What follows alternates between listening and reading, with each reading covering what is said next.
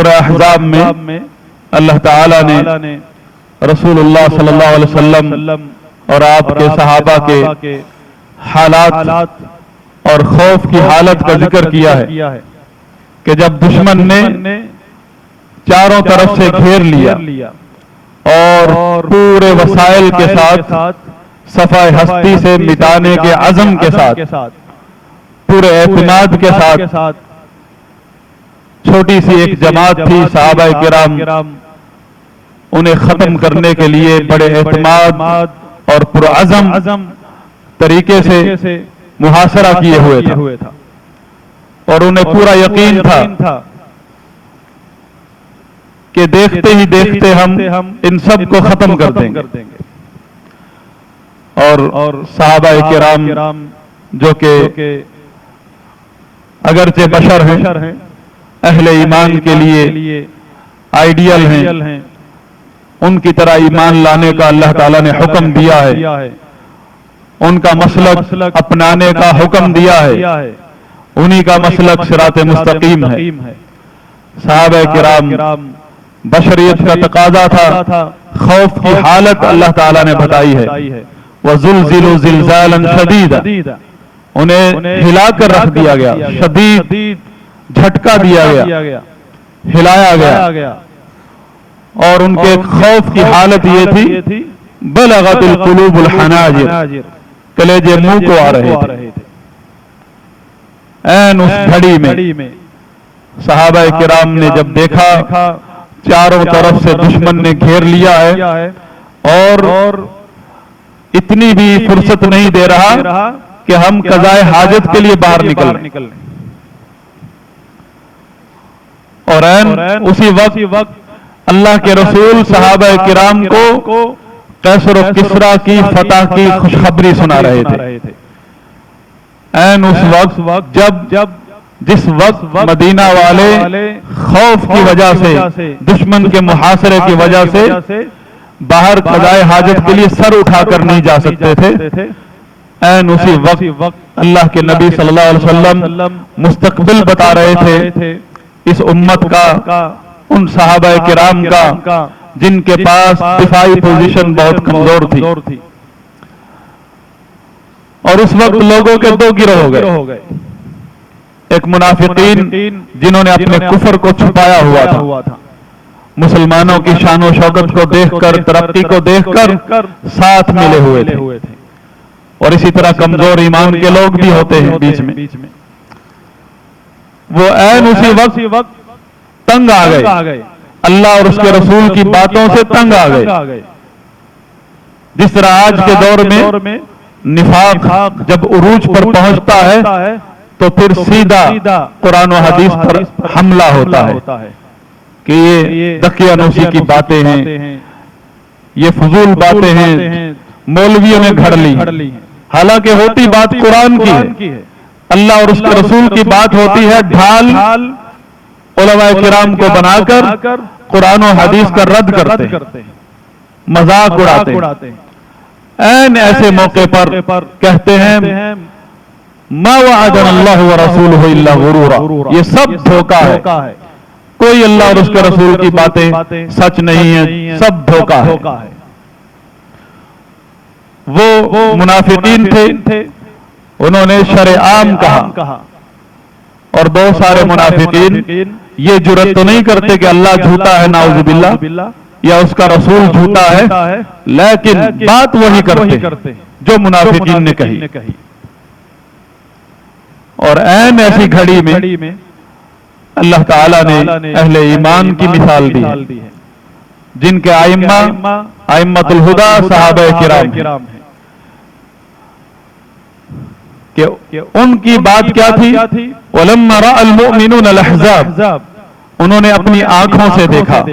کہ دشمن نے شکنجہ تنگ کر دیا ہے اپنی آنکھوں سے بشر کی آنکھ انسان کی آنکھ دیکھتی ہے اور فوراً فیصلہ کرتی ہے کہ اب میری موت آ گئی اب میرا نقصان ہو گیا اب میں تباہ ہو گیا لیکن جب یہ بشر ایمان کی نعمت سے مالا مال ہوتا ہے اور وہ بھی خاص طور پر یقین اور توکل تو پھر کہتا ہے ھذا ما وعدنا اللہ ورسولہ وصدق اللہ ورسولہ، یہی تو وہ اللہ اور اس کے رسول کا وعدہ ہے اور اللہ اور اس کے رسول کا وعدہ سچا ہے کہ اس طرح پوری دنیا کفر ہمیں چاروں طرف سے گھیر لے اور ختم کرنے کے لیے اکٹھی ہو جائے. یہ تو عرب کی تاریخ میں کبھی ایسا ہوا نہیں. یہ تو اللہ کے نبی نے بتایا تھا کہ اگر تم اس راستے پر چلو گے ایمان کے راستے پر تو پھر تمہارے ساتھ ایسا ہوگا. حتیٰ کہ نبی کو بھی بتایا گیا تھا کہ جو دعوت آپ لے کر آئے ہیں اس دعوت کا نتیجہ یہ ہوگا کہ آپ کے اپنے لوگ اپنی برادری آپ کو نکال دے گی. اور نبی صلی اللہ علیہ وسلم نے صحابہ کو بتایا تھا، اللہ تعالیٰ نے بتایا ہے فَإِنَّ مَعَ الْعُسْرِ يُسْرًا، مشکل آتی ہے اس کے ساتھ ہی آسانی ہوتی ہے. اور اللہ تعالیٰ نے بتایا ہے کہ کیا یہ گمان کر لیا تم نے کہ تم ایمان کا دعویٰ کرو اور تمہیں آزمایا نہیں جائے گا، لیکن اہل ایمان والعاقبۃ للمتقین وانتم العالون ان کنتم مؤمنین، تم ہی غالب رہو گے اور انجام کار تمہارا ہی ہوگا، انجام آخر میں فتح تمہاری ہوگی. یہ ساری بشارتیں اہل ایمان ان پر یقین رکھتے ہیں اور عین مشکل کی گھڑی میں، امتحان کی گھڑی میں ان کا ایمان بولتا ہے.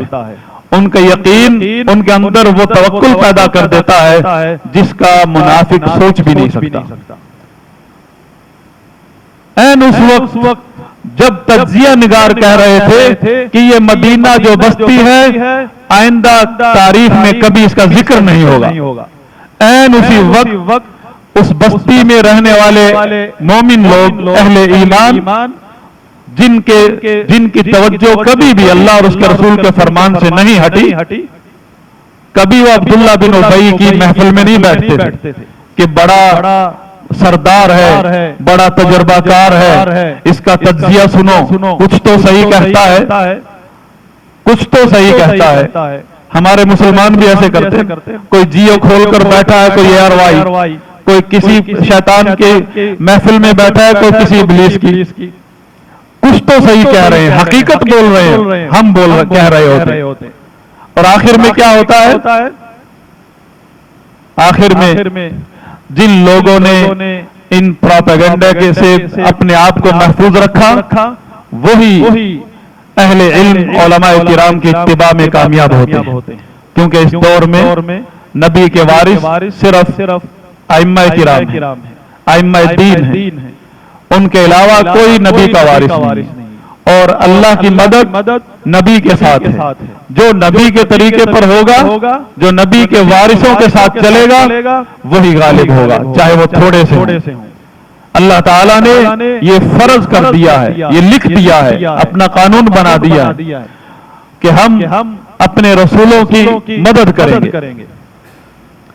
اور متقی اور اہل ایمان وہی کامیاب ہوں گے، چاہے وہ تھوڑے ہوں.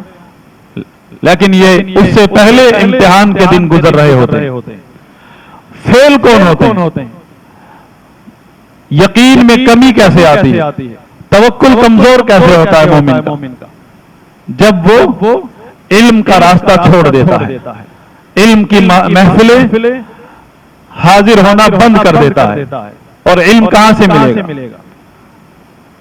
علم کی مجالس صرف اور صرف اہل علم کی مجالس ہیں. اور اہل علم میں بھی اللہ کے کلام کو سمجھنے والے لوگ صرف اصحاب الحدیث ہیں، صرف علماء حدیث ہیں. اس کے علاوہ سب سیاستدان ہیں. اگر نبی کا راستہ چاہیے، نبی کی محفل میں بیٹھنا ہے تو علماء حدیث کی محفل اختیار کیجیے. ائمہ کرام کے نقش قدم کو سمجھیے، ائمہ کرام کے علم کو سینے سے لگائیے، تو وہی یقین اور توکل پیدا ہوگا جو ہمارے اسلاف نے دکھایا اور اللہ تعالیٰ نے اس کو قرآن میں وحی بنا کر نازل فرما دی. اقول ما تسمعون واستغفر الله لي ولكم ولسائر المسلمين فاستغفروه انه هو الغفور الرحيم.